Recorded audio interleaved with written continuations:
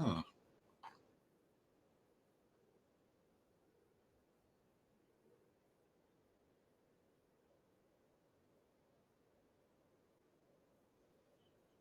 Yes, that's correct. I'm on the board of the Chicago chapter of the ManKind Project.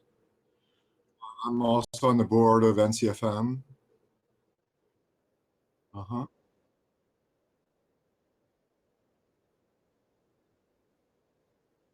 That's correct. Mhm. That's right. And they've been around for like almost 30 years or something. Yeah, a long, long time. We might be the oldest of men's organizations of our kind. Mm-hmm. So,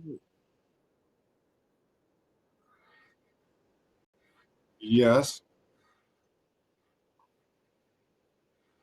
Okay, so it's called Loving Men, Respecting Women, The Future of Gender Politics. It came out, published in 2011, available now on Amazon.com. And okay, so I don't know where I come. I don't know. Should I start launching into my elevator speech or? sure. Give us your best elevator pitch. Okay, so the core concept of the book is this idea that it all balances out. That's sort of my soundbite. That's my four-word soundbite. And what that means, I see a gender reality in which a woman is and has always been as powerful as man, and that through her own feminine channel, she has always applied an equal overall force of influence in the human system and is therefore equally responsible for outcomes. Man is and has always been as victimized, that what woman has suffered, the enormous consequences and vast repercussions that woman has suffered for being less respected, has been matched in full by the enormous consequences and vast repercussions suffered by men for being less loved. I basically see a gender reality in which mirrors are, in my judgment, the best and healthiest sort of metaphor for gender reality. So that I see gender issues as mirrored back and forth between men and women. Yeah, no, I always really liked your approach too, because it essentially it applies responsibility and equally across the board. And I don't even know if, like, I wouldn't even say blame, because I don't think that anything that you talk about really involves blame. I mean, like, That's correct. Yes, then I what? consider blame to just be a useless sort of judgment back and forth that doesn't really help anything. I use the word accountability or responsibility. Right. Yeah, no, and that's one of the things that I really like about your work, is that you just essentially say things the way you see it, and you don't really it's like anybody who could possibly call you a misogynist is out of their freaking mind. Yeah. You know, or the whole idea that, you know, someone like you is blaming women. Well, no, but you know, you acknowledge women's power. That's right, and I respect women enough to hold them accountable for, their equal partnership in molding our human world. Oh, absolutely. So the chat is saying that we can't hear you, Brian.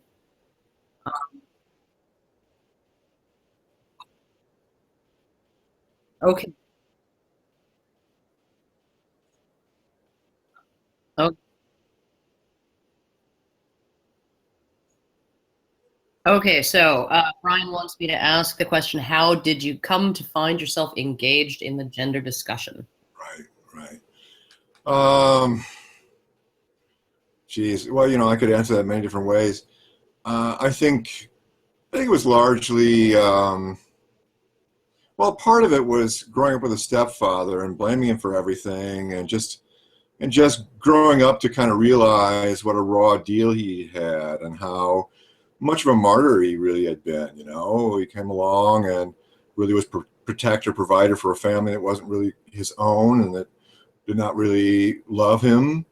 And, so I think that made me particularly sensitized to unfairness toward men, since I had been so unfair toward him.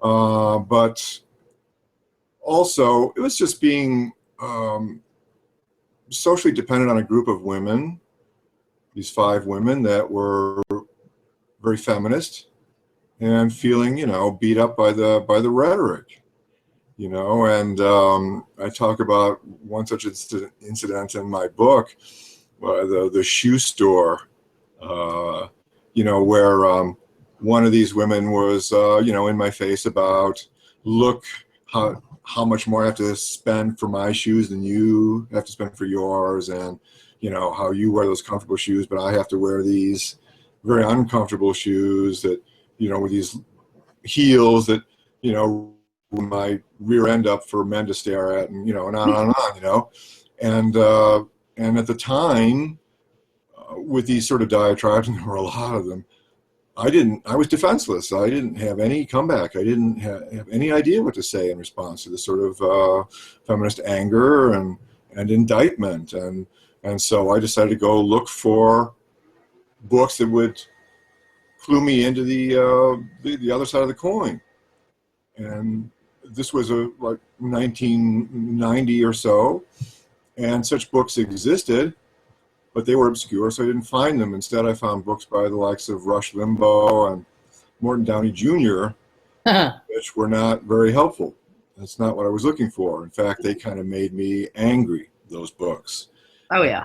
I kind of thought, well, I just got this attitude, right? If nobody's going to write this book, then I'll write it. And, later I discovered The Myth of Male Power, and, that just blew me away. Of course, I did everyone else. And I thought, well, my book is written, and the next 3 after that, Mm-hmm. So what am I going to do now? But fortunately, I was invested enough to keep going and find my own territory. Well, that's actually, like, how old were you when you got that when you were reamed out in the shoes? Well, that was I was 34. Oh, okay. So it wasn't like you were like a kid or anything. Yeah. No, because like I actually, like, every time I hear a man say that his mother is a staunch feminist, I just cringe inside, thinking, okay, is she a staunch feminist a la Karen DeCrow, or is she a staunch feminist a la, I'm going to teach you about your male privilege from Catherine McKinnon, kindergarten, you're still in diapers and you're being made to feel guilty and responsible for everything bad in the world. Yeah.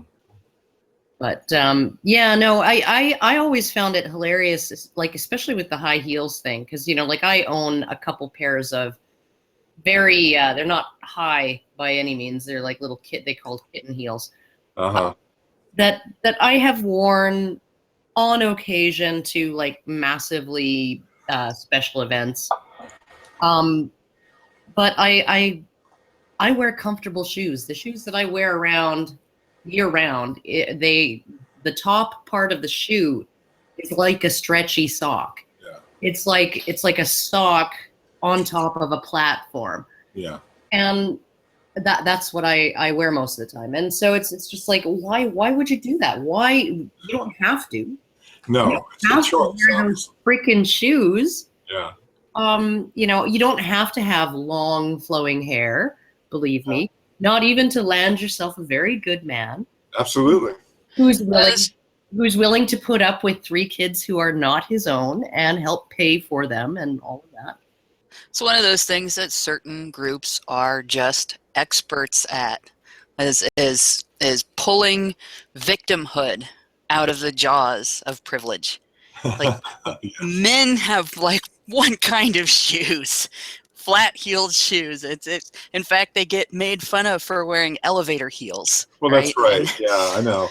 Unless you want cowboy boots. The opposite of her complaints would be a man going on about, well, look at the wide variety of colors and textures you get to choose from. All I get is black, brown, and white, and my shoes are just purely practical, just for working in, because that's all I'm expected to do is work to pay for your closet full of shoes, So right, so And that's what I mean. That's why I call it, pulling victimhood from the jaws of privilege. Yeah, It's like no. we get all kinds of awesome choices, and How- it's like Karen was just saying, we have the choice to wear comfortable shoes if we want to. So Right. choosing to wear uncomfortable shoes because we know they make us look hot Yeah. is privilege by the definition that feminism gives to privilege. Well, and you're never gonna wear high heels in any situation where you would have to assume, right? I'm going to be stuck changing my own tire. I'm going to be stuck, lifting heavy boxes.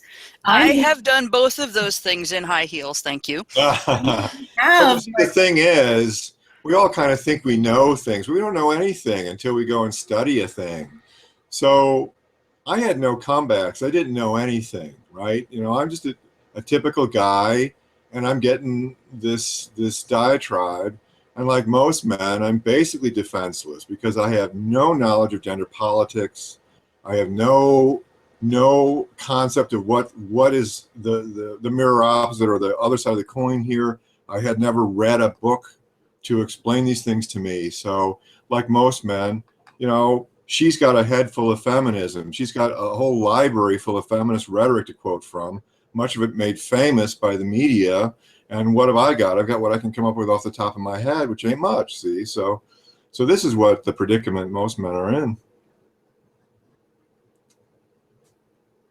Not me anymore. I mean, I'm far from defenseless these days, but back then Oh yeah, no. Back then you have no tools in your toolkit at all. Right. Nobody's prepared you for any of this crap. Okay, so Brian was just like, oh, can people hear you?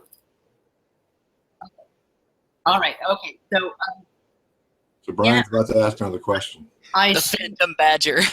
I see the question, Brian. Oh my gosh. Okay, so the next question would be, can you expand a little bit on what you mean by the phrase "it all balances out"? Yeah. As I like to say, it all balances out. Just 4 words sounds simple, but it is not. It all balances out is a concept. It is an invitation. It is a leap of faith. It is a principle.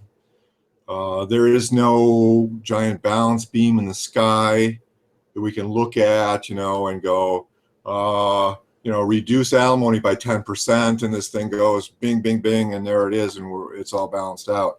So it all balances out is clearly not an objective fact, but it is many other things that I think are just healthy. It's an outlook, when I say it's a leap of faith, what I mean by that is that I know my own inner experience. I know every sort of cultural arrow for which I'm the target because I'm the target, but I don't know every cultural arrow for which you may be the target, I can't be aware of all that. So in a sense, I just have to kind of make the decision, the leap of faith that my pain is equal to yours and your pain is equal to mine. I think that's actually I don't know that it has to be a leap of faith. I mean, it's really hard to quantify suffering, right? Yeah. And as Fred Hayward said, okay, so you lost a job opportunity. Well, that sucks, right? But at least you can apply for another job, right? I can't just, when I lose my son because I'm a man, my child, right? I can't just go and say, well, I'll try and get custody of that kid over there. That doesn't work. No. So, but it's very and the whole idea, and we call it in this neck of the woods, oppression Olympics, right? Yeah. In terms of, we all, you got to tally up all your score and everything, and whoever has the most points, their suffering is worse than. And that might work in terms of that actually might apply not across the board or in the way that they use it, but it might apply to things like race or class, Mm-hmm. right? Yeah. But none of those things, none of the things that we use to assess things like class privilege, Right. class oppression and stuff, none of those apply to men and women. That's right. Gender is completely different. Gender is, we might make a big deal out of race, but it's not a big deal. Gender is. If you look at it like metaphysically, the whole yin yang and all that. It's fundamental. It's profound. And gender is mirrored, as I see it. I think the love respect dynamic has a very powerful explanatory. Mm-hmm. Oh, absolutely. Of how to sort of figure it. And I guess men kind of get screwed on all things along the love axis, and women sort of get screwed on everything along the respect axis. Is sort of how I look at it traditionally and historically. Yeah, I think so. And one of the biggest mistakes I think feminism makes is it demands respect for all women. But that's not actually respect. That's maybe reverence, or veneration, maybe, or fear. Yeah, but it's not respect. Feminists want to keep the pedestal. Women used to have sort of an arrangement where we were considered morally superior, and because of that, we were also just too fragile for things like rough language and fisticuff type fighting, as opposed to getting into arguments and things like that. Heavy drinking, and then you didn't work in certain places unless you were one of those impoverished women that couldn't help it, and so on. And you were considered a lady as a woman as long as you upheld your end of the contract and acted like one.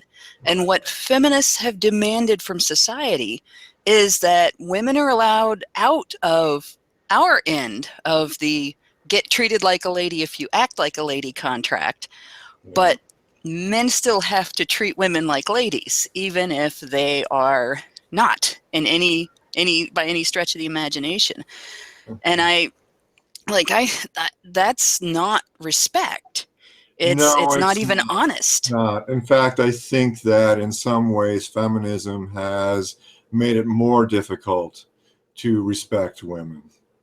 I happen to think that both sexes are really each their own worst enemy and primarily responsible for creating their own predicaments. And I think that feminism is basically female shadow, and it's very victimizing of women.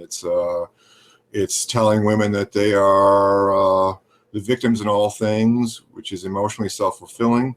It's telling women that they're drowning in sympathy without accountability, which is infantilizing.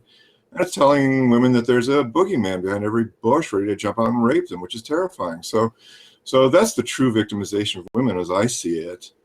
And not at all surprising that women would be, the primary perpetrators. I see patriarchy as largely that which victimizes men, and what I'll call matricensis, the consensus of women, the female consensus, the sisterhood, as it were, is the primary, victimizer. It's the primary influence on women. Yeah. It's the sisterhood, not the patriarchy. And that's actually shit what men think.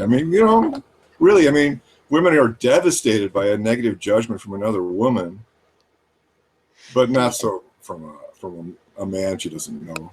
Women can be shut out of whole areas of life by the opinions of other women, because women have the sort of the decision on who belongs and who doesn't. Yeah. But this is also something I mentioned in our chat. There's also a degree to which suffering is a personal choice that is based on your outlook. And it doesn't account for everything, but it does account for a degree, a portion of your suffering in a situation that you consider adverse. Whether it's physical pain or emotional pain, it's still your outlook that sort of affects the last little bit of how it hits Right. you. And how does feminism affect women's outlook? Exactly. Yeah. It amplifies that to an exponential degree, and it's kind of sickening. Right. So no wonder that in recent decades, all measures of female happiness have plummeted, and the correlation between the most feminist cultures producing the least happy women is like 100% correlation all around the world. That's one of the reasons why I like your idea of balance and discussing balance and focusing on that, because like one of the things that's been heavily discussed in the men's rights movement is that we don't want to become a mirror of feminism. And that's one of the reasons right there. Is we're not looking to make men feel victimized. We're looking to fix what's dysfunctional in society that impacts on both sexes, and also at the child stage of life, it impacts on both sexes. And that's it. Yeah. Make the world a better place. Yeah. There you go. Are we gonna move on to the next question? Can you tell us about the peacock's tail? Oh, peacock's tail, huh? Yeah. I have no. It's Brian's question, so. All right. I did a video called The Peacock's Tail. And, well, Darwin himself saw limitations in his own theory of evolution, in which it was all about natural selection.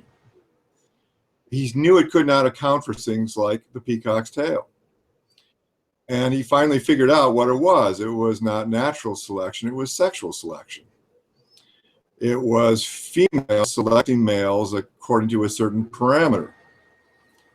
And in a case like peacock's tail, there was this feedback loop that went round and round and kind of goes crazy.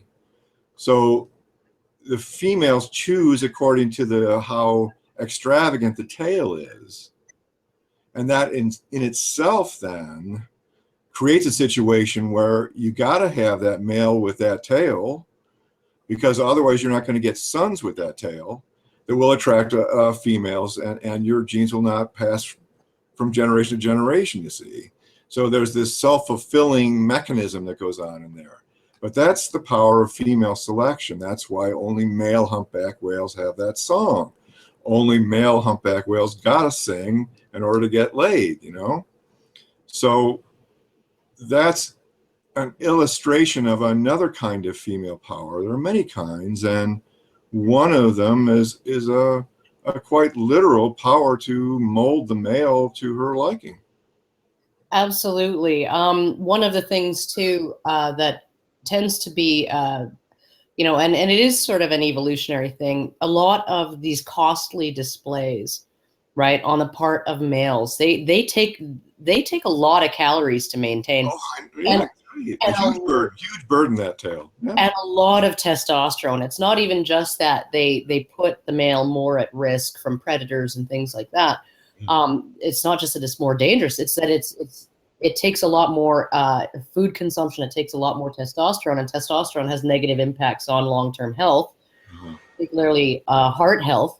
So you seriously have, but some of the signs, some of the things that really get females going in the animal world are extremely florid patches on the cheeks of a primate, right?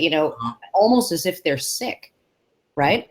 But it's almost like these males are signaling, yeah, I have some horrible parasite that's turning my cheeks all red, like I have a fever, but I can still maintain this svelte figure and, go around beating up all of the other guys, right? Right. So it really is this bizarre kind of, and yeah, it does create a feedback loop where things can actually get more and more and more and more extravagant on the part of the male display until natural selection then puts a stop to it. And, right. and like the fiddler crab with that one enormous that doesn't do him any good. He can't even use it to eat. Yeah. Yeah. So, good grief. Female sexual selection is huge. Yeah. Okay, Brian.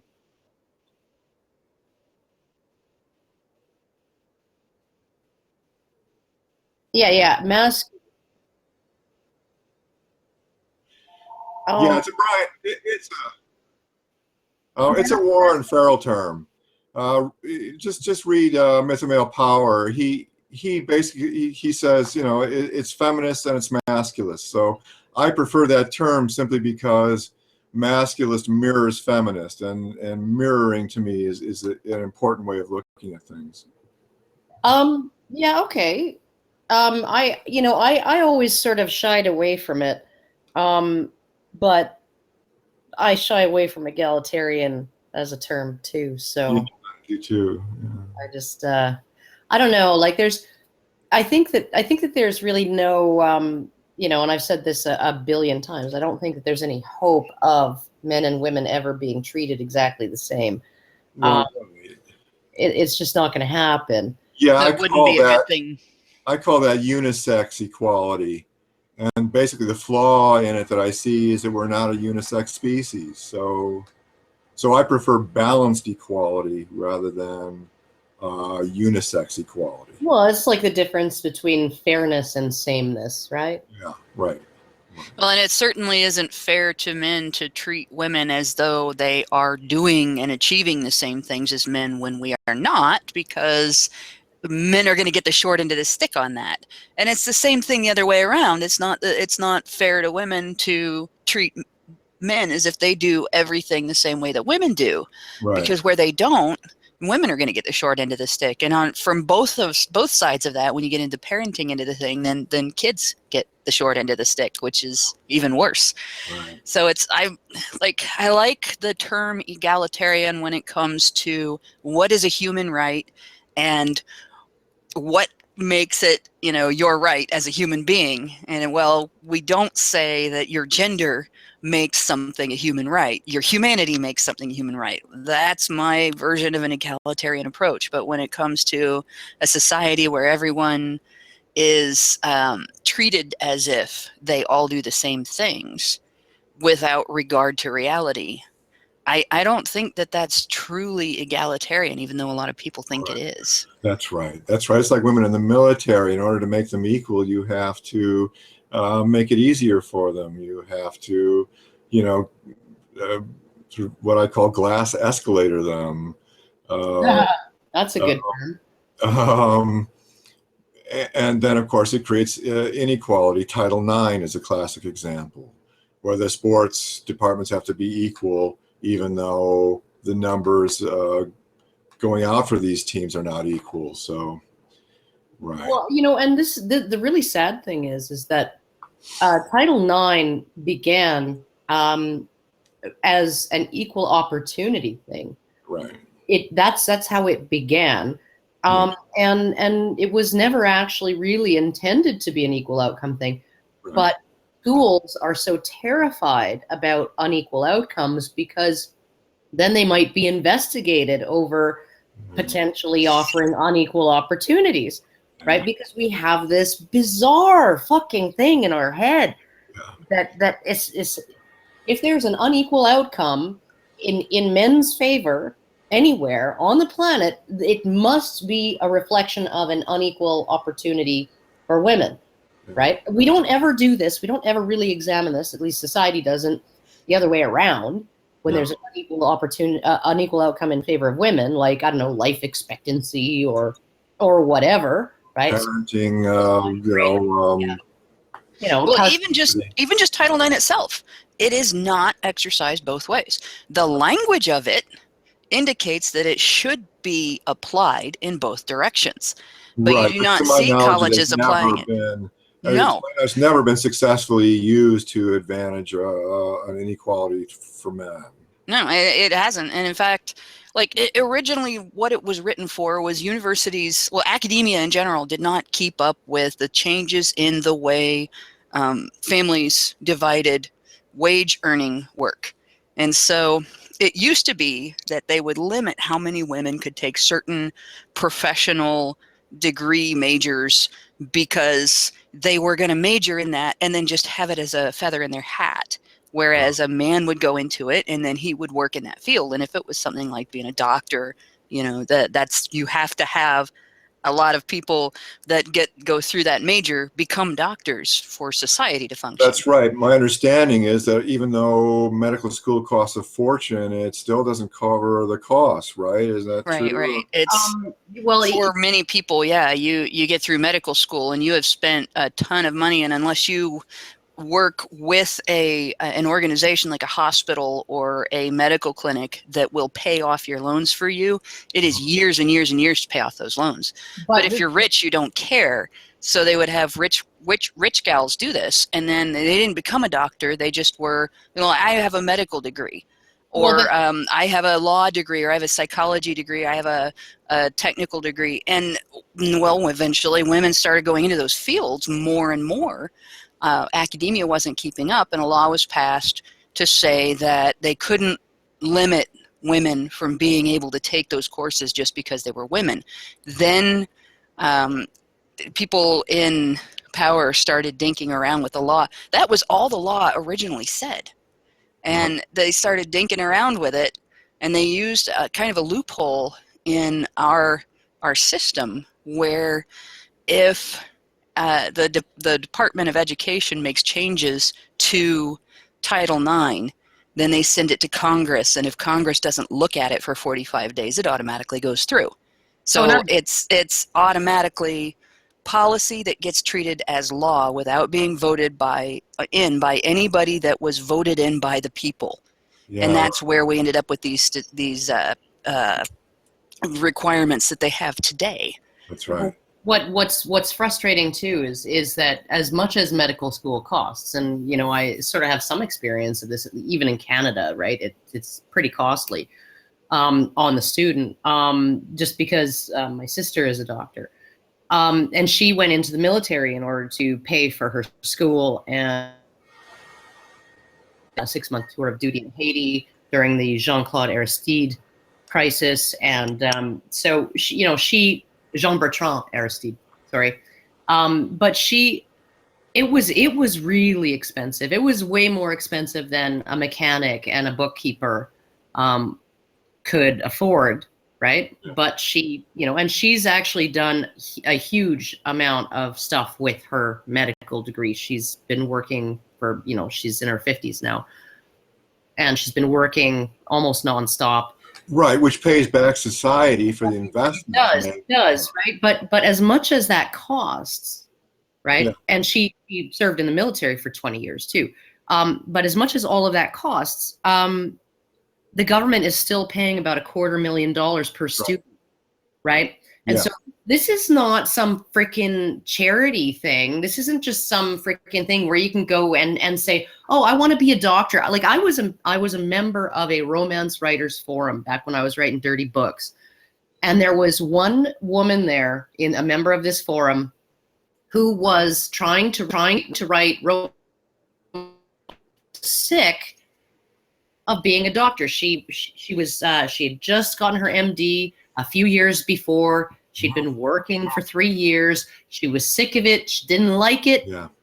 And now I want to write novels, and that's what I want to do with my life. She's out of medicine now, and $250,000 is down the drain. Right? Yeah, absolutely. $250,000 is down the drain, and the people in her community are waiting 3 weeks to get a doctor's appointment. Yeah. Right? Because the spots in medical school are limited. Mm-hmm. So, yeah. Okay, Brian, next question from Brian.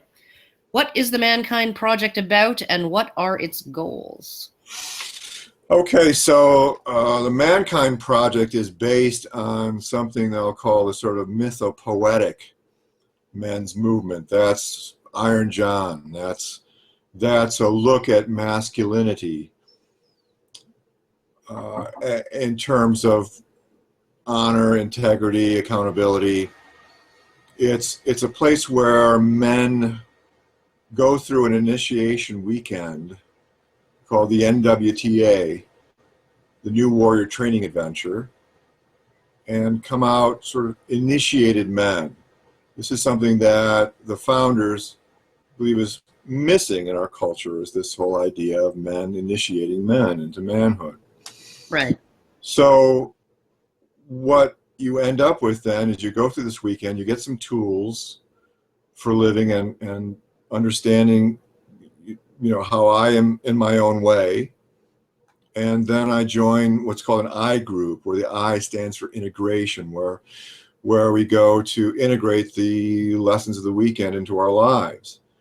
And that becomes like a family, a brotherhood. So I've been in this I group since January of 2000. So these other men in this group, they're brothers. And now ManKind Project has nothing to do with the politicized aspects of the masculine. Unfortunately, it seems to be impossible to get MKP interested in the welfare of men in general, but only just the welfare of the men that are members that have gone through this weekend to connect. But it was a lifesaver for me. I mean, I super recommend it to men. It has absolutely nothing to do with an MRA thing. Mm-hmm. It's strictly for men to get together and bond. And I just look to those guys for anything and everything, and they hold me accountable. When I'm getting all whiny and I'm in my victim, and they pull me out of it, and they they support me when I'm depressed. They take me to the hospital when I'm sick. They're my family. So at the time, they were really a lifesaver, because I was not getting what I needed from either family or women. And Yeah. so they gave me absolutely vital sort of emotional support and tools for living too. It's a great organization, I think. How long did the initiation take? Was there like a lead up period where you were learning and then you did the thing, or? No, it was just an interview in advance, and Mm-hmm. then it was a 3-day weekend, Friday, Saturday, Sunday, and Okay. very intense, very powerful experience. And, Yeah, sort of. I know that initiations tend to be like most cultures have historically had a ritual initiation of boys into manhood, one way or another. That they had to go through some kind of trial, Yeah. A vision quest or a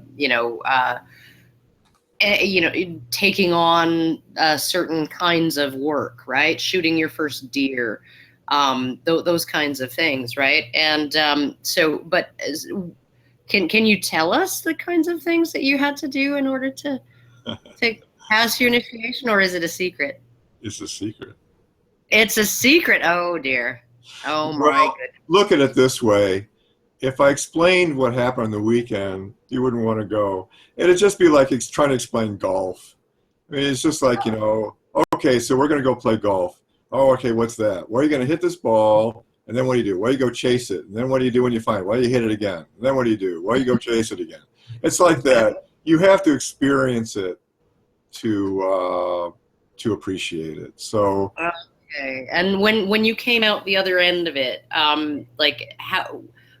what was the scope of benefit that you felt it gave you? Like, not just the fact that you had sort of made this circle of close confidants that you could rely on, but like, what did it do for you in terms of how you felt about yourself? And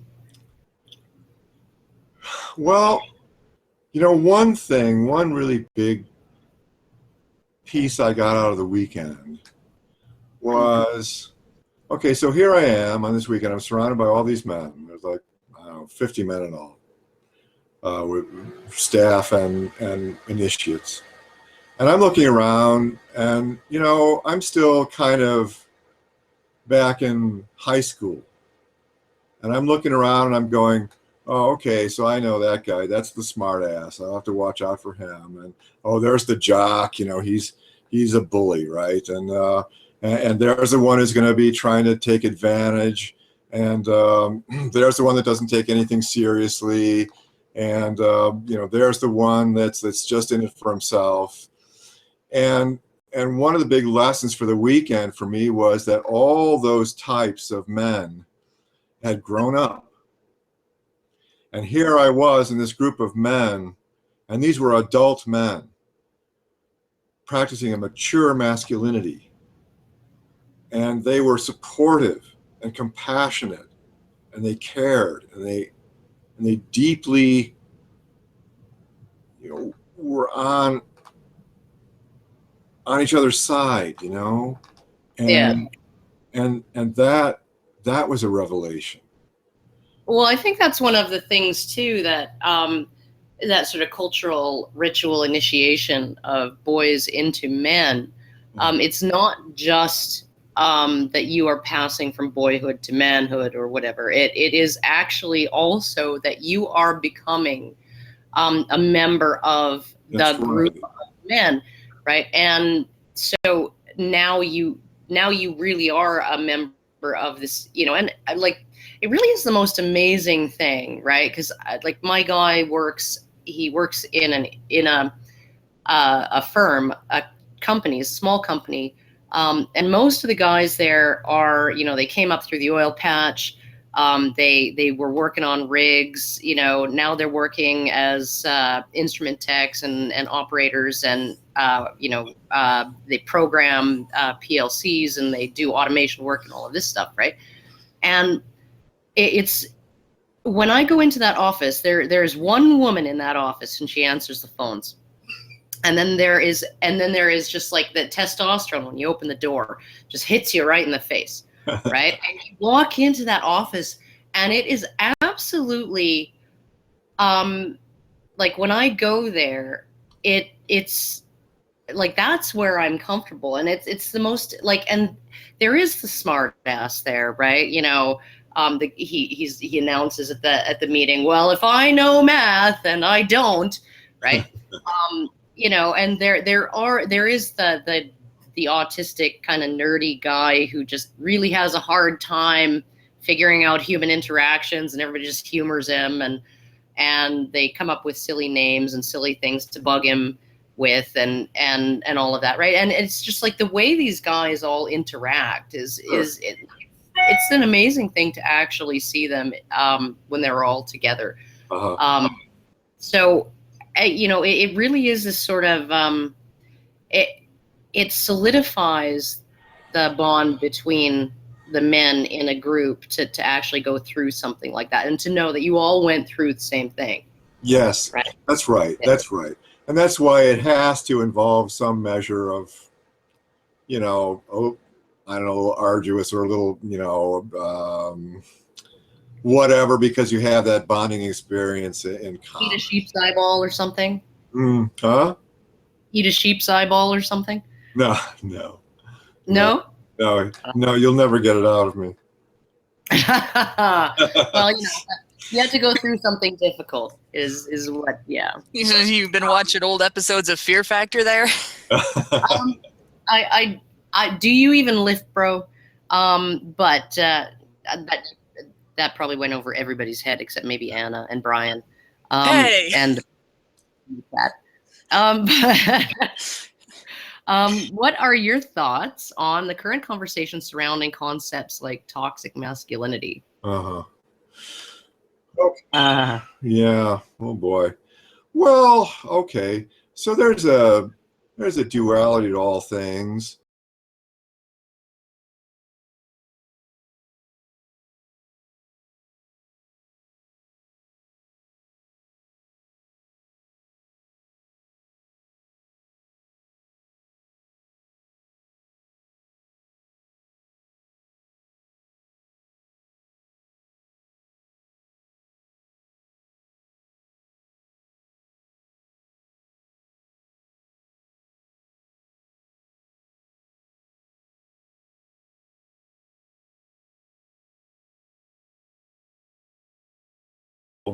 Who, as well-meaning as he is, in his book, I don't want to talk about it.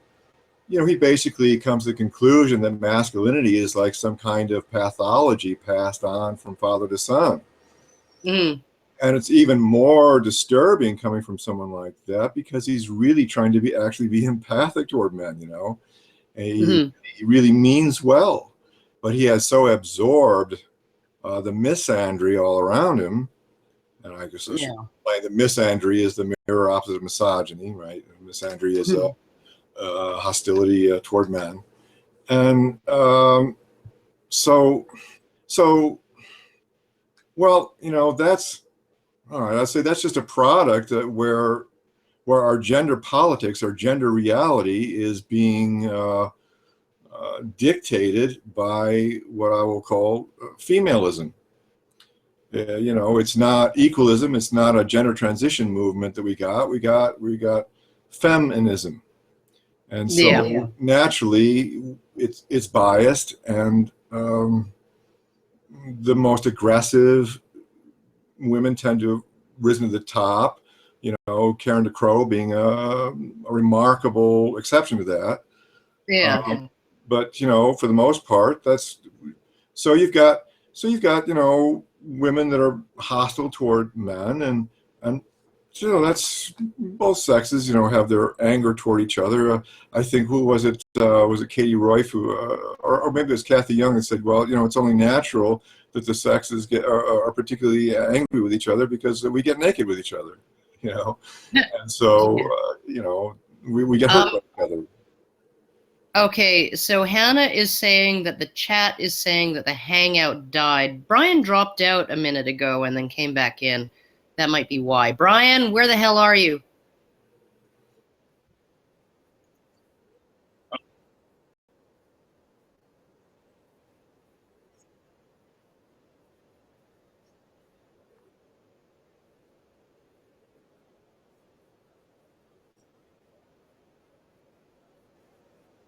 Oh.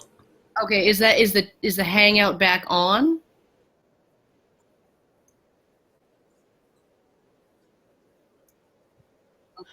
I have it muted, but I can see it, so it looks like it's back up now. Okay, so but it's now I'm gonna make you say all of that over again, Tim. Well, I think this time I can say it much more simply. I think so. Toxic masculinity. Well, that's just a product of angry. Of the sexes are angry with each other, but maybe, you know, really only women get to, you know, speak Express out of their hostility, so, and their anger and their hurt and their pain. So in lashing out at men, they come up with this toxic masculinity. And you know, of course, there is toxic masculinity. There's toxic femininity, and there's light and shadow, and gold and burden in all things, and masculinity, of course, can be no different. So, well, one of the things that that I always found hilarious was that it's sort of like, because feminism tends to see masculinity as the creator of all, and this is really bizarre considering, you know, what they want and how they feel about, you know, men and women. Masculinity, like, men created the entire system and imposed it on women, right? And so toxic masculinity is intrinsic to maleness. It comes from men themselves, right? It's something that they learned. It's something that they taught each other, right?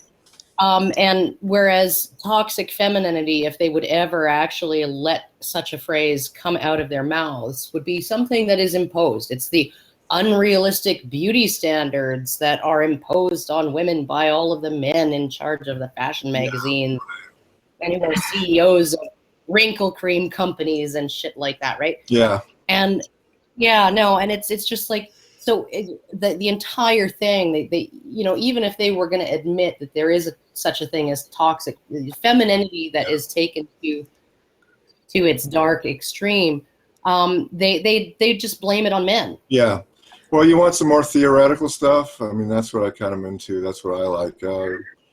So here's my theory on that. So toward men, we tend to direct accountability without compassion, which is ruthless. It is, respecting men as autonomous, empowered beings that are adults that are responsible for creating their own predicaments, but it does not love men enough to empathize with their situation.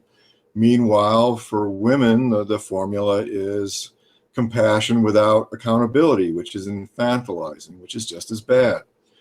And it is loving women to the extent of empathizing with them and viewing women as vulnerable beings worthy of empathy, but does not respect women as powerful adults responsible for their effect in the world. So, so all of this comes down to this idea that men have the power and women are the victims. So why should women be so addicted to this idea that they are the victims, and why should men be so addicted to the idea that they have the power? Well, as I see it, each sex has their egos invested in different baskets. So the male ego is basically invested in intellect, competence, prestige, toughness, strength, and courage, while women, the ego is basically invested in beauty, grace, goodness, home, family, parenting, all things along the love axis. The men are their respect axis and women are their love axis. So if women are going to be addicted to holding the moral high ground, addicted to virtue, then they're also going to be addicted to victim, because a victim is innocent. It's an innocent victim. You can't blame the victim, you see. So Oh yeah, sort of like the moral agency, moral patiency argument, right? Where you have actors and you have those who are acted upon, and when I think that actually because women have historically, like all through time, right? Like since since we were early hominids, have been able to. One of the things that they have done and done extremely well is harness the agency of men, right? For their benefit, right? To find a man who will risk for her, who will pay for her, who will do for her, right? All of these things, and so and men have never been able to be the moral patients and have women come running to their rescue. That just has never been the case, right? But with women, that has very much been the case.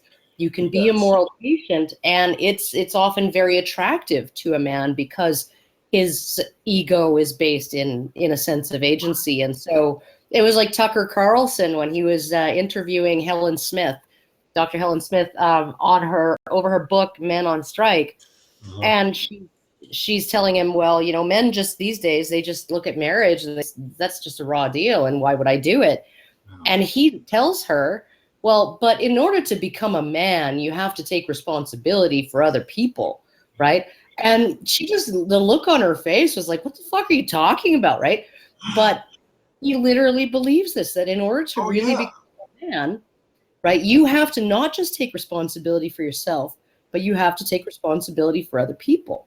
Right. And male responsibility is not, the responsibility to get up in the night and breastfeed, right? Or to mop the feverish child's brow with a wet cloth, right? That's not the type of agency or responsibility that those men, those men are basing all of this on, filling in the empty spots on women's spreadsheets, right? So the women are like, okay, well, I want to mop the child's brow when he's sick, and I want to breastfeed, and I want to cuddle the baby, and I want to jiggle him when he's colicky and all of this, right? And the man is like, okay, well, what does she need from me? Right. I'm going to fill in those empty spots. So I'm going to go out and hunt. I'm going to go out and patrol the perimeter. I'm going to go out and do all of this other, plow the North 40, right? I'm going to do all of these things. Right. Because she's not going to do this, and nor should she have to with all of this other shit she has to do. Right. And so it's just been this, it really is kind of like the peacock's tail, right? That, men feel like men find throughout history and prehistory, if women selected men with those traits, breed with, and of course those traits would get bred into men. And there's something else about this too, Karen. Like, if you look at the way feminists talk about this versus the way the mythopoetic men's movement talks about it, you can the big difference that I'm seeing is noting dysfunction versus laying blame.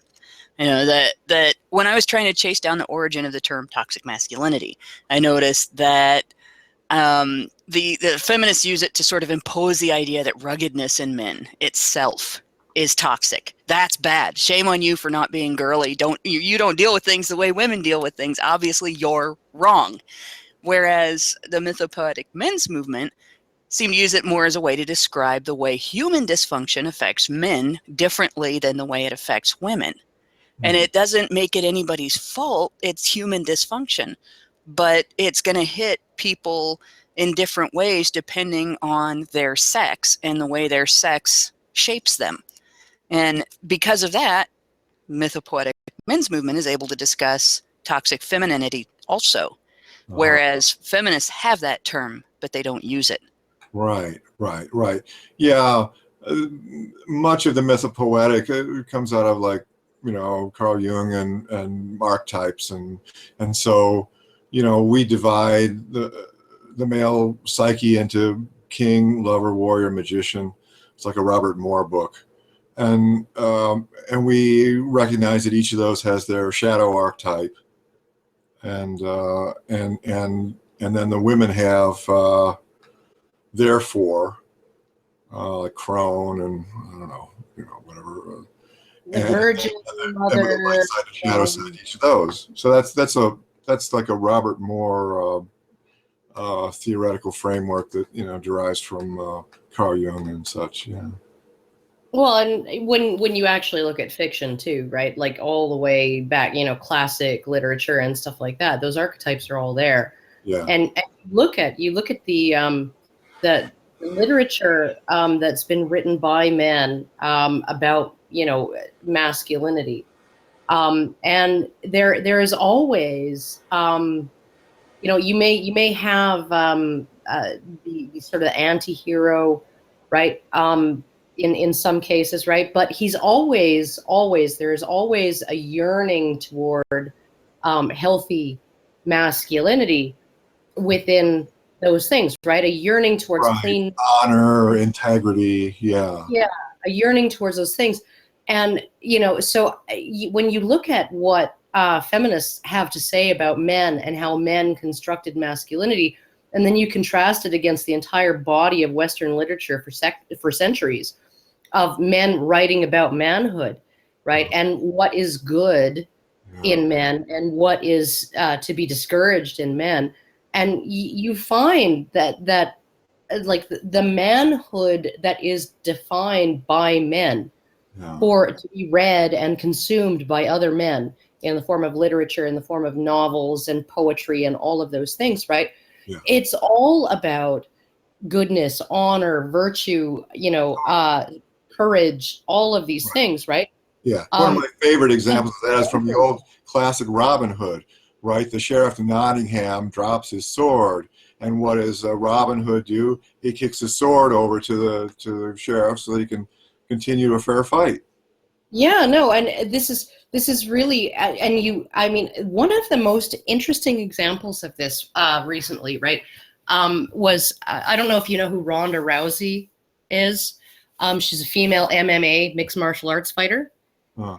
And she actually, like she rose to incredible stardom. She was at for a while there, she was the biggest moneymaker for the mixed martial arts franchises out there, right? Like she pulled in tons of money, and a lot of it was about her shit talking and stuff like that. But the problem is with her, like when she got beaten up, and she got beaten up by an amateur kickboxer who was an Olympic champion or something like that, and she got beaten finally by this woman who was Kelly Holmes or something like that, who was just very modest and very humble and very nice, right? And very skilled and a big, you know, a massive badass, but didn't engage in shit talking before the fights.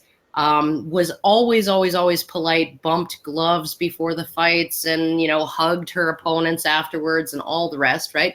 Just like is traditional in that kind of thing, right? In the male version of this sport, right? This is what's expected, right? It's because this is sportsmanship, right? Ronda Rousey never did that. She would shit talk. She even she'd refuse to bump gloves at the start of a fight. And then she'd refuse to, and she'd essentially, she'd just her opponent's down. She'd practically spit on them and then walk off the mat. Right. And she took so much shit after she finally got beat. And everybody was like, oh, it's because she's a woman. And I'm like, no, it's because she's not embracing the masculine virtues that are what is required for that sport. She's a total cunt. It's not because she's a woman, it's because she's a cunt. Yeah. Right.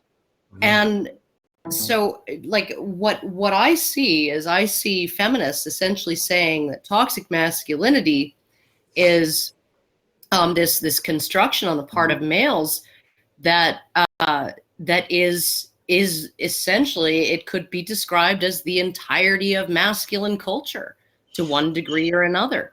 Well, right. It's a massive hostility, isn't it? It's and it's also women getting to spout their judgments and speak out their hurt, their pain, their judgment, their hostility, because they own gender politics. Feminism, ideological dictatorship, and that allows just the one side to come out. It's kind of a display of toxic femininity there. Yeah. It's kind of one of the ways that dysfunction does affect women is that we're allowed to bitch, so we take it to extremes, and we're allowed to control what gets talked about, and we take that to extremes too if we don't police ourselves. Yeah.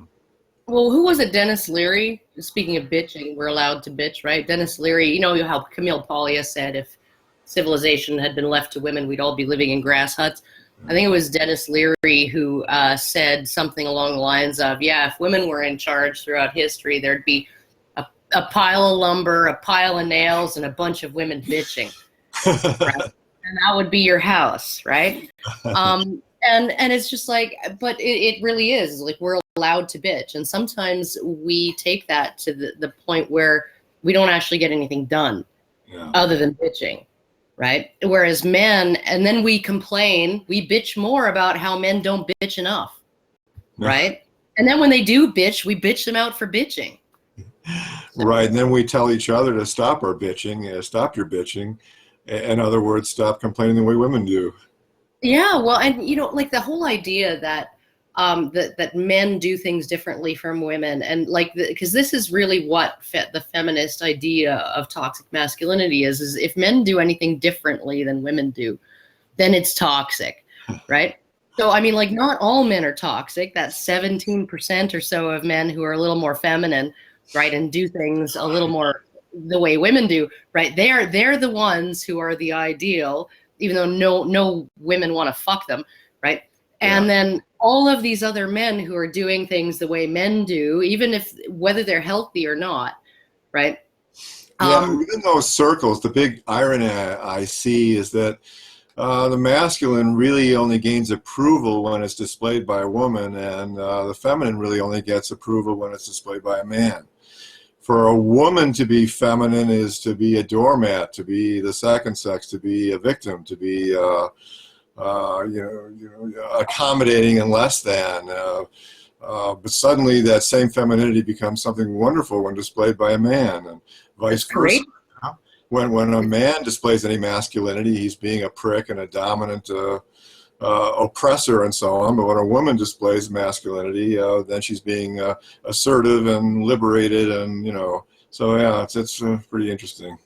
Yeah, no. If a man if he swallows his emotions in favor of actually getting the task done, right, that's unhealthy, right? But if a woman does it, she's tough. Yeah. She's tough and she knows how to get the job done, right? And, and what's really amazing to me, too, is that like, because my grandmother was born in 1909 into rural poverty. I think she attended school regularly until grade 3, and then after that she attended sporadically until grade 8, and she moved out and went to the city when she was before she was 20, and then pretty soon she was managing a department in a department store, and 10 years later, she was postmistress of her town and running the general store and the whole bit, right? I mean, like she was absolutely an incredibly accomplished woman for somebody with not even a grade 8 education, who came from nothing. Yeah. And who was kept home from school because somebody needed to look after all the little brothers and sisters, right? And plant the garden and weed the garden and all of that. But so, and she would have she died at age 99, I think probably out of spite, because my uncle told her, well, if you make it to 100, you're going to get a birthday card from the Queen of England, and you're going to get a birthday card from the Pope, and you're going to get a birthday card from Premier Klein, who was the premier in our province at the time. She said, I don't want a card from that Ralph Klein. And so she screwed Ralph Klein over. Yeah. She saw to it that she wouldn't get one. But she would have looked at these women nowadays, right? Even very powerful women who are complaining about like powerful political women who are complaining about, women in politics get criticized and they get bullied and they get negative comments and they get, people comment on their appearance and all of this, like nobody ever called Rush Limbaugh fat, right? And she would have told them, like, what the hell? Like, there's work. What was that book by Al Franken? What wasn't it? Rush Limbaugh was a big fat idiot or something, right? Oh yeah, no, it's just that was the title of the book. They still call him fat. He lost all this weight and talked about his diet and everything on his radio show extensively, and he still is referred to as fat. Right. It's like that's a shtick about. Yeah. I went searching.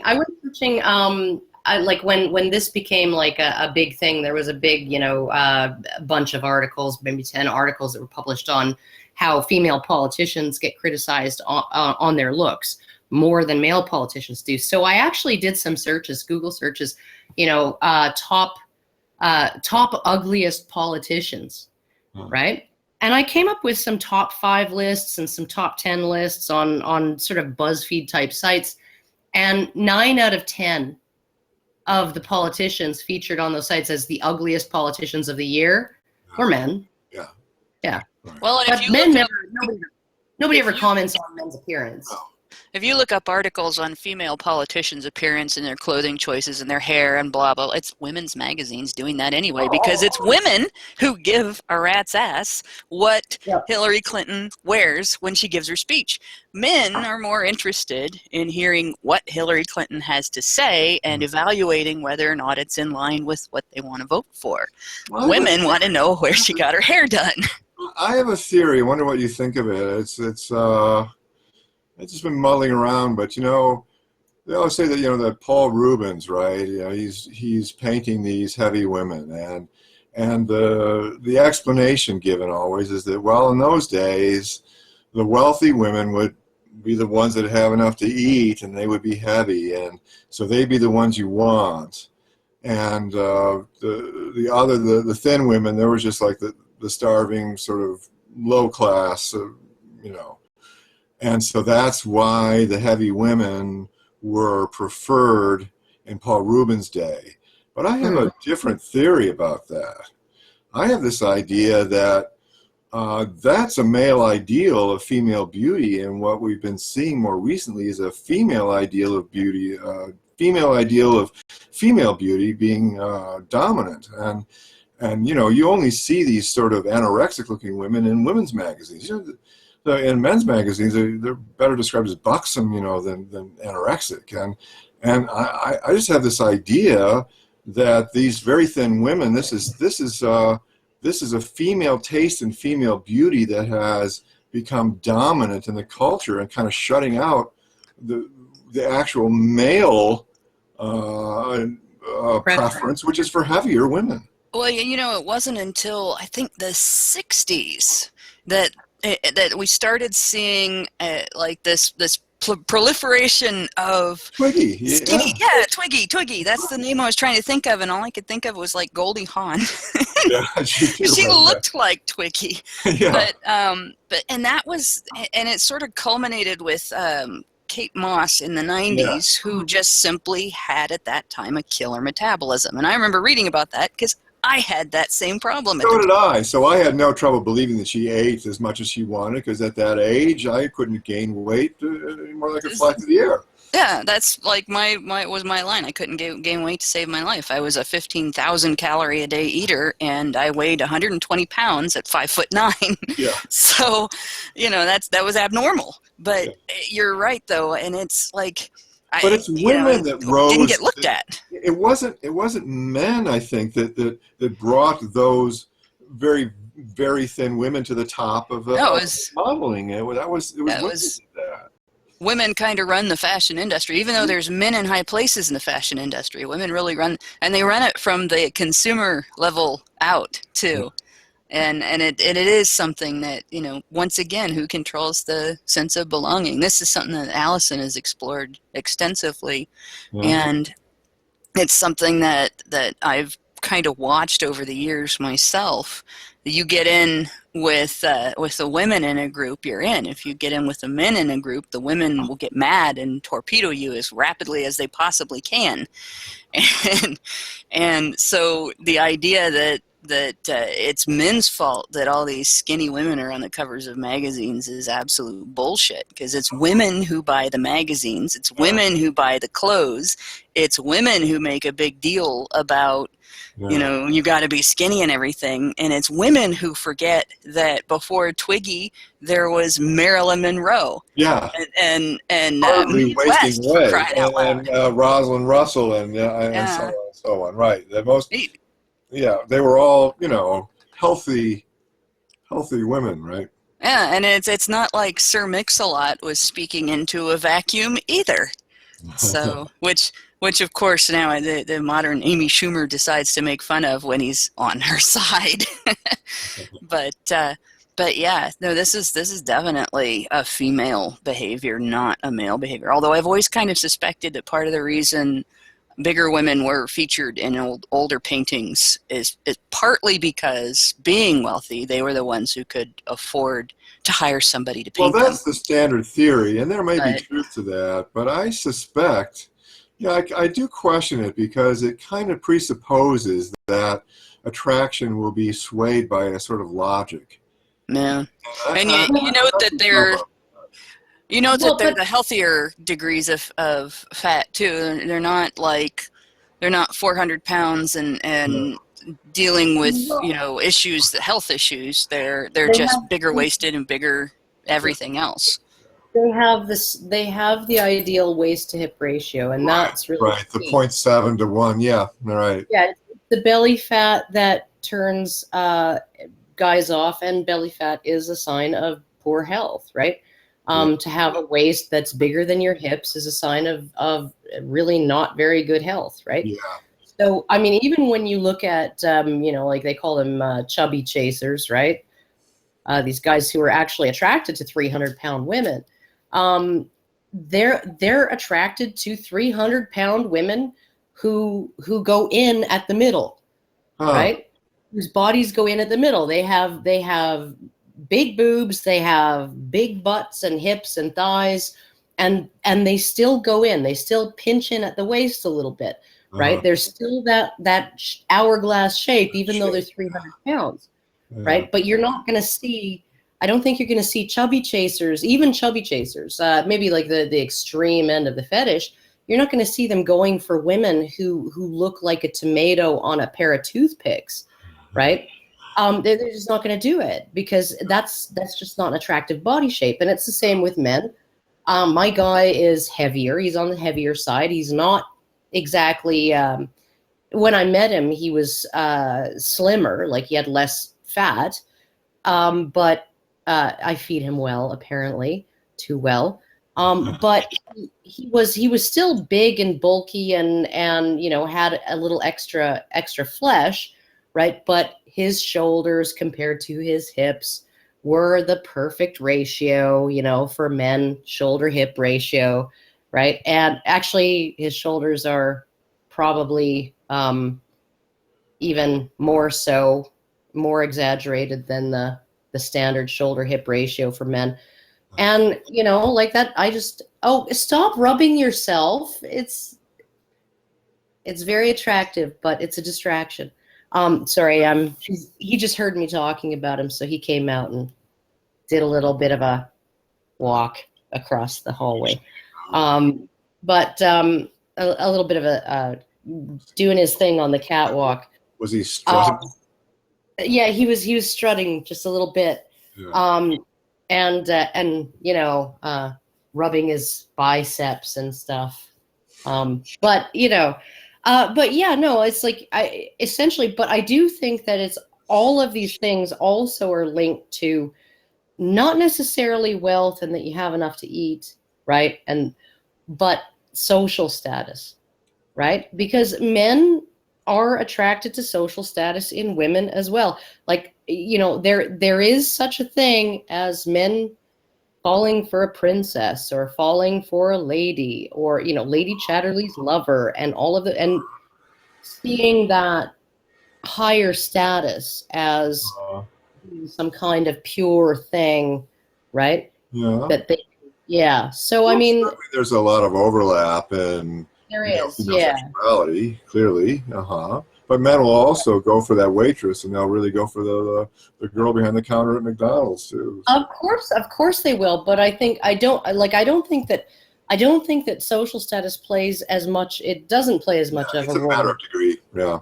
Yeah, but it is there, and I think that probably would have something to do with the beauty standards in terms of having a higher social status and being able to, and you look at now too, who are the thin people, the people who can eat paleo, right? You can't eat paleo when you're on welfare or working at McDonald's, right? You can't afford a personal trainer when you're working at Walmart.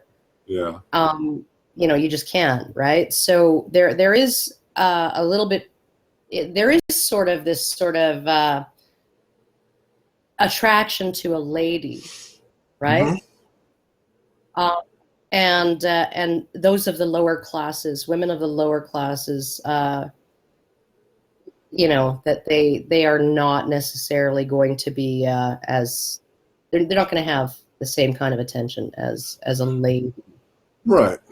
And some wealth doesn't hurt, The guys will they put up with that, If she's pulling in the big bucks, it's not so bad. It really isn't. So but again, money is not as important for men as it is for women. Right? Yeah. Just a matter of But okay, so we have the next question, which is, what do you think is the future of gender politics? And I'm going to say, what do you think is the future that will come to pass, and what do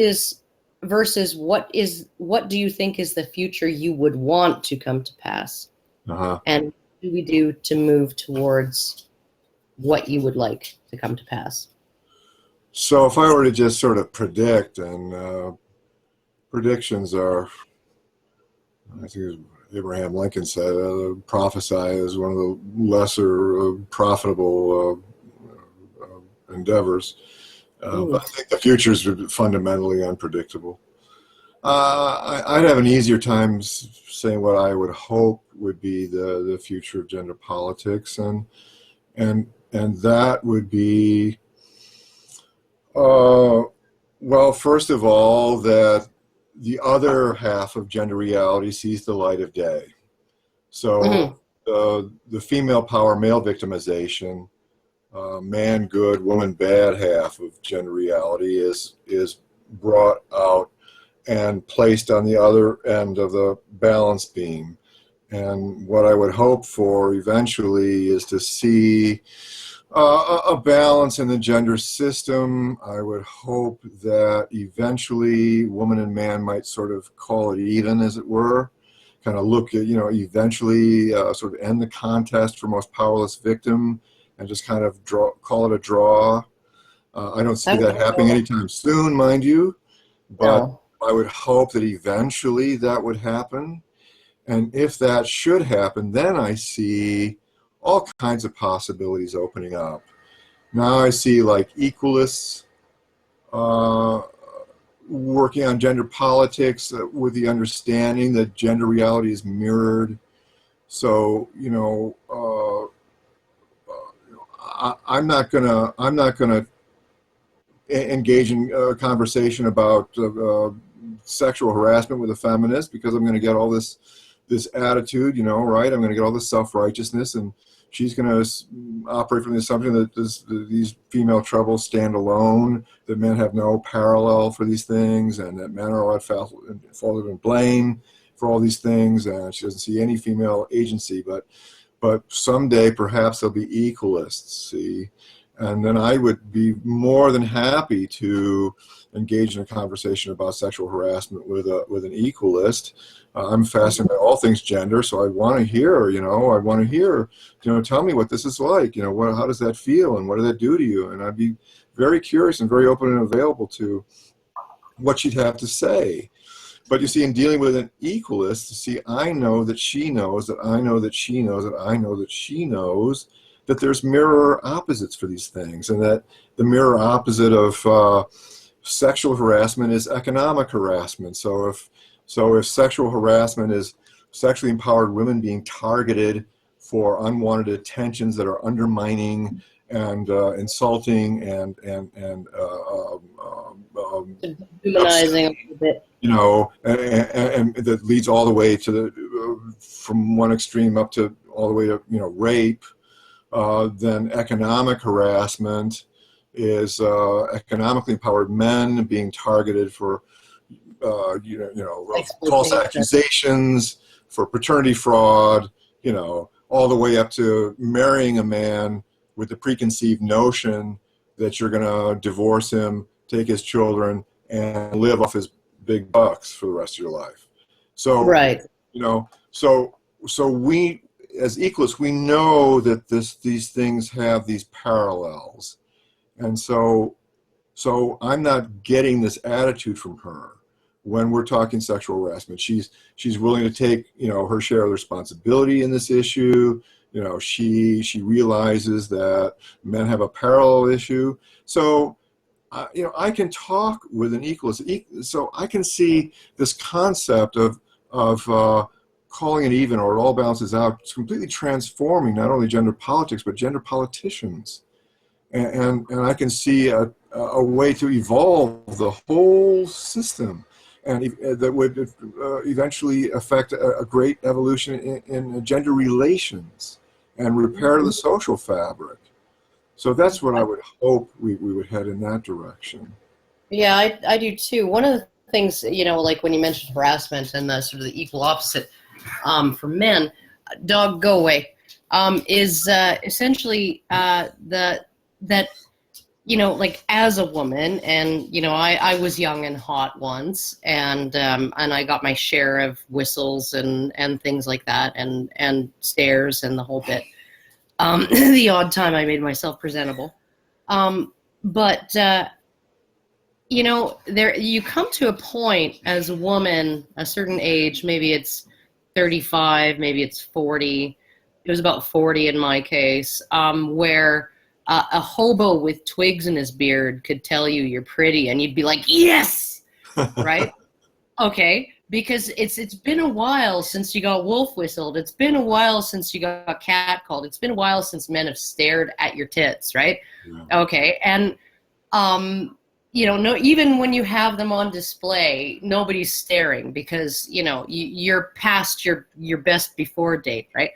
And they can tell. And so essentially, I think one of the mirrors to that for men is that they don't get that kind of attention, and so they don't ever get told that they're sexy just by strangers. right? Unless they're really sexy. I mean, like you have to be essentially a male model walking down the street to get a real car. Adonis, yeah. Yeah. And so, like, I think that, you know, women, and Jessica Valenti was a perfect example of this, because she wrote 1 year, there was 1 year in between these two articles she wrote. One of them was, you know, catcalling and how horrible it is, right? And then a year later, she wrote you know, I don't get catcalled anymore, and I hate that the patriarchal system makes me miss it, right? And I was like, yeah, well, why do you think you miss it? Because it was validation that you're an attractive human being. Right. It was a right? gift.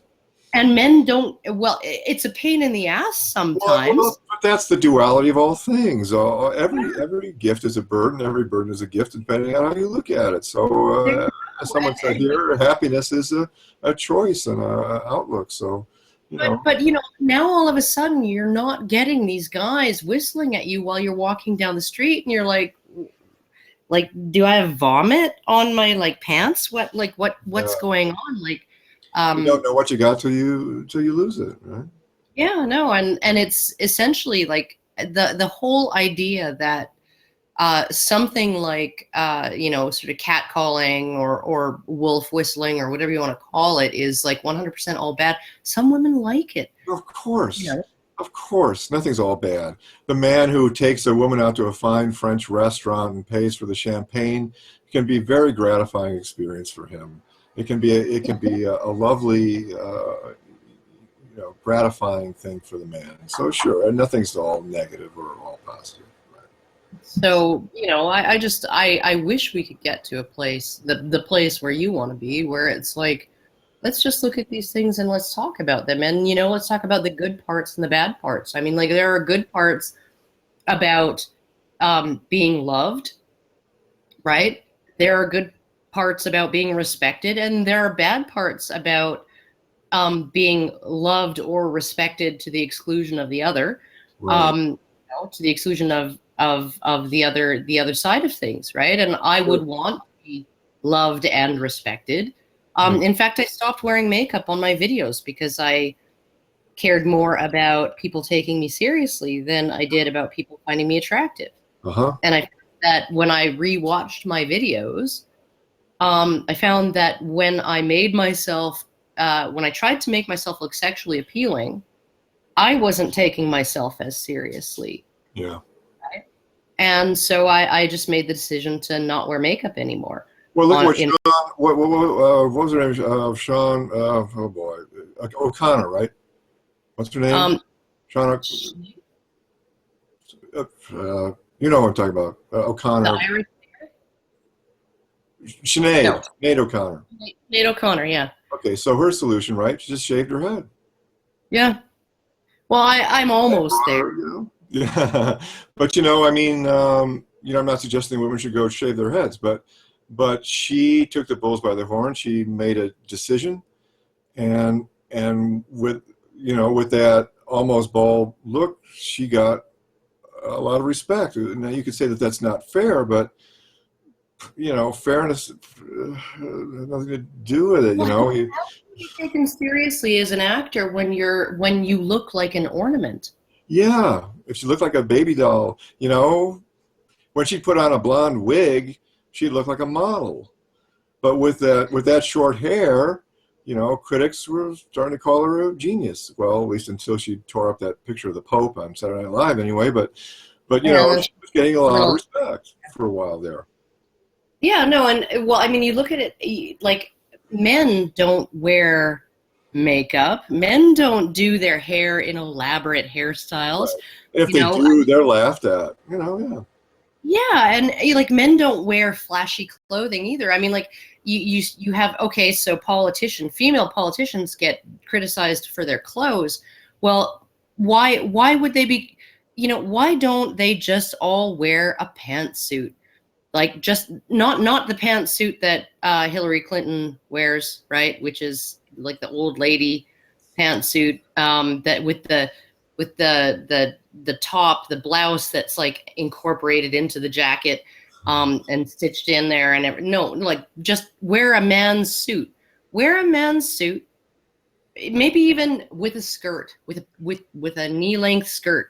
As Instead I of wanted to pants. point out, the term pantsuit only exists because women can be taken seriously without wearing any pants. Yeah, yeah. Well, but here's the thing, right? Like you have these politicians. You have like Angela Merkel going to a gala event, right? And the man she's with, right, is wearing a variation on the uniform, the standard male uniform.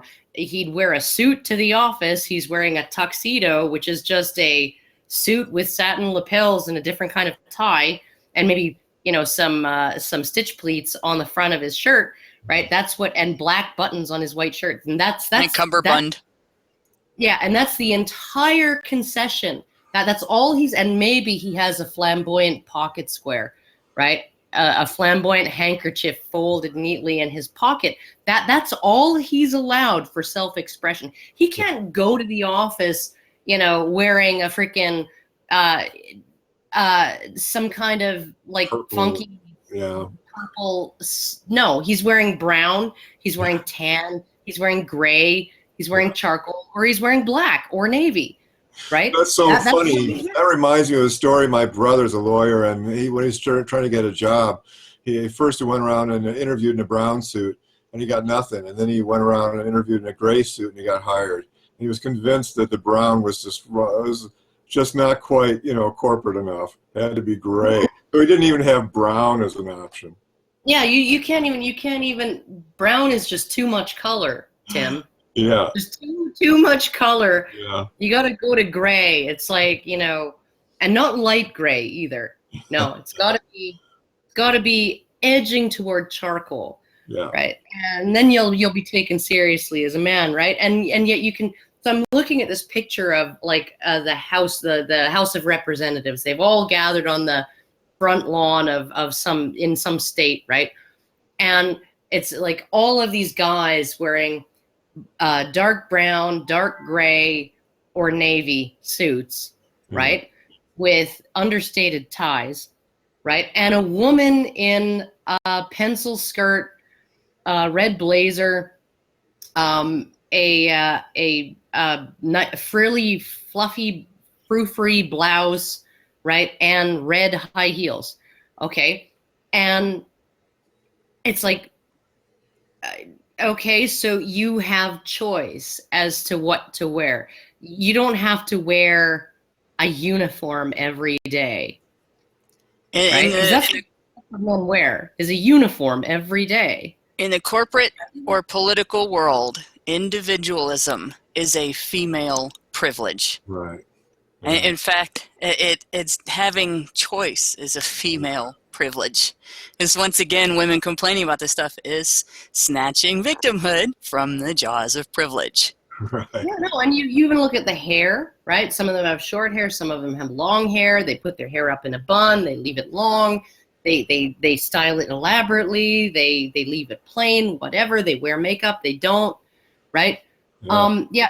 Men don't have that choice, right? The choice that men have as far as like their hair and their face is, okay, do I do a comb over, or do I just leave the bald spot as is?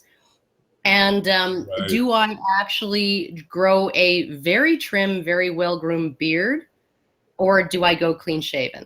And that's it. That's all they're allowed. Yeah. Right. Right. And women just have so much more choice in terms of all of that. So of course they're going to come up against. There's just way too many ways that they can make a mistake, right? Mm-hmm. You can do men can't do a fashion faux pas. How can you do a fashion faux pas when you're wearing the same suit every other fucking man in the room is wearing? Right. So, yeah. I can hear you, Brian. Yes. Did you put it in the thing? Next question. Oh, is it the furry kitten question? Oh, it's above. Okay. No, we just asked that question. Oh, it's right below the furry kitten thing. Oh, okay. Okay. The furry kitten question. Oh, it wasn't a question. it was a comment on what you said. You said the future is that it will consume itself in a blinding flash of trans self-unicorning rainbow butt fuckery. And that, Is that a paraphrase of what I said? no, that is actually a comment from the chat. Oh. And that is typical of the comments that we get in chat. Trans self-unicorning rainbow butt fuckery. A blinding flash of it. A blinding flash. Well, Yeah. maybe so. Okay, so do you have any questions for us?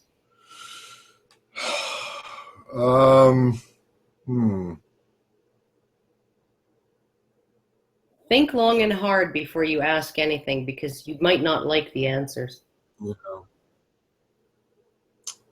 We could shock and horrify you. So. Well, I mean, oh, Do you hate our country? I don't know. Do I have any questions? I have an expression of gratitude.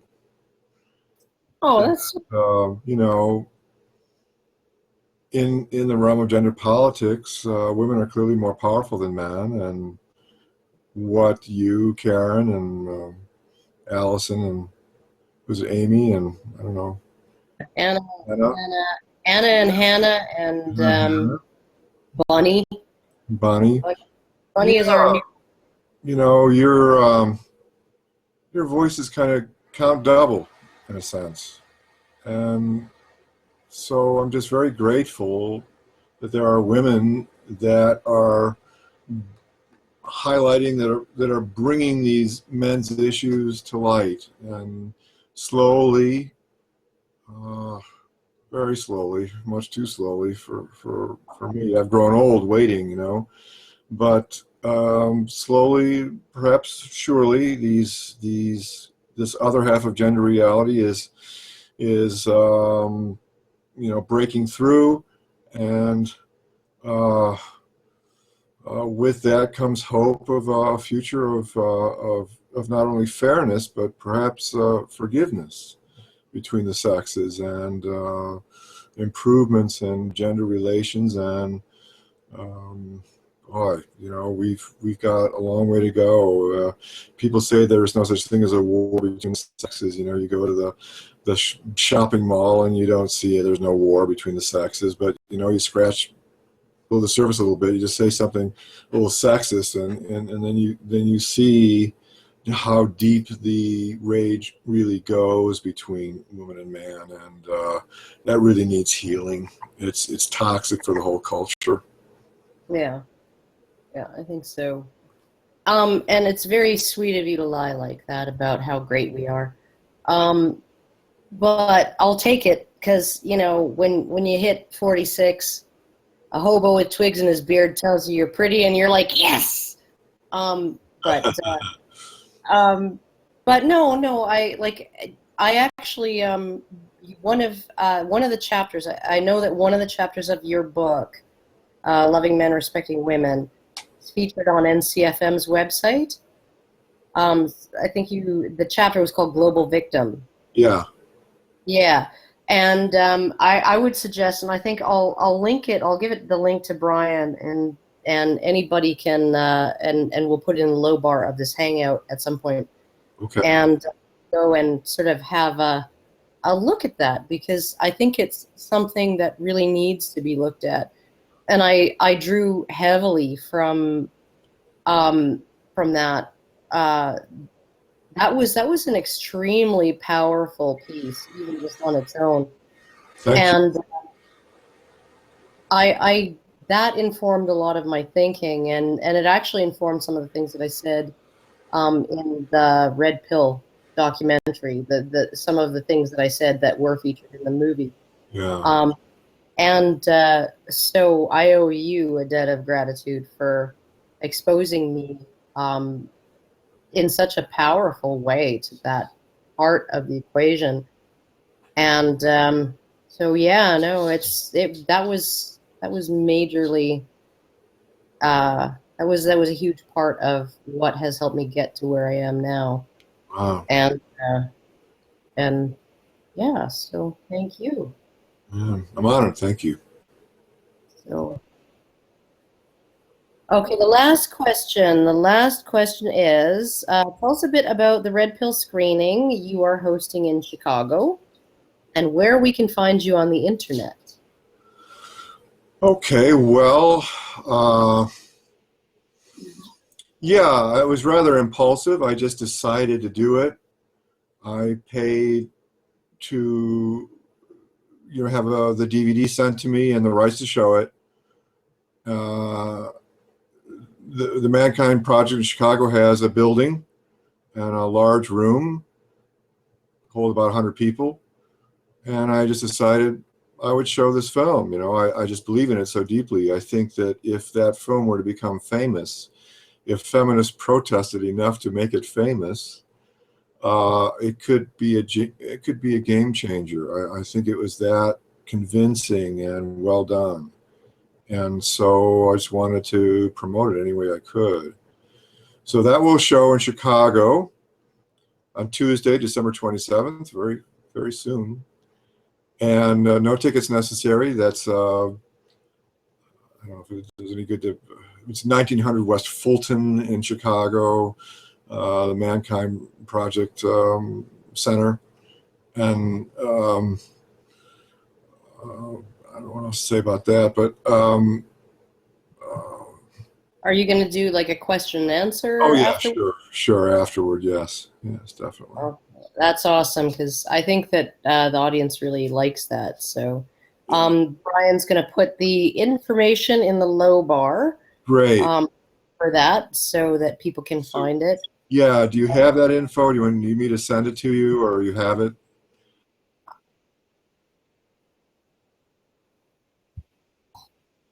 I did a Facebook event page. You can also find it on one of my websites. It's called genderequalists.com. Just the words genderequalists.com. And find it there. And also I have a series of videos out as far as the question of where to find me on the net. I did a series of videos called Man Against the Wall. And yeah, I like those. so I have a bunch of those out. You can just Google them and search them out. Yeah. All right. We're going to link those in the low bar as well. Okay. And we're going to wrap it up because Brian has put his foot down. And my child wandered upstairs to point to the clock because I haven't fed anybody yet. And it's almost 8 o'clock here, so I should probably do that. But no, thank you so much for coming on. I'm taking the role of Brian right now because nobody can hear him apparently except for us. Thank you so much for everything you've done. The book is Loving Men, Respecting Women by Tim Goldich. And you have other books, you said? My next book will be Love and Respect in the Past, The History of Gender Equality. All right, and that's coming soon. Yeah. And yeah, no, I would suggest, and we will leave the link to the chapter from Loving Men, Respecting Women that was posted on NCFM's website. We will leave that in the low bar, so you can go and have a sample of what was so powerful, what I found so powerful about Tim Goldich's message, which is that it all balances out and that like nobody's the real victim and nobody's the real perpetrator. We're all just people and we all have our problems. So I think that is what I would love to see everybody embrace as we go forward, more and more and more. And hopefully we can convince Cassie to make a sequel. That would be wonderful, wouldn't it? Yeah, I know. I asked her to put my interview in the DVD extras, so maybe she will. I think she probably will because, you take all of the things that didn't quite make it in. I think, your perspective on this is, your perspective on this isn't so much about like, because the documentary itself was, here are the problems, right? And your perspective on this is like, okay, and here's the solution. Yeah. Right? And so I'm hoping she'll make another one, another movie, maybe further down the rabbit hole or something like that, that would take an approach of, okay, so how do we fix this? Yeah, Because and she's talked with me about that, so that is a possibility. I hope so, because she did such a good job of the first one, you know, just as a men's rights 101, Yeah. right?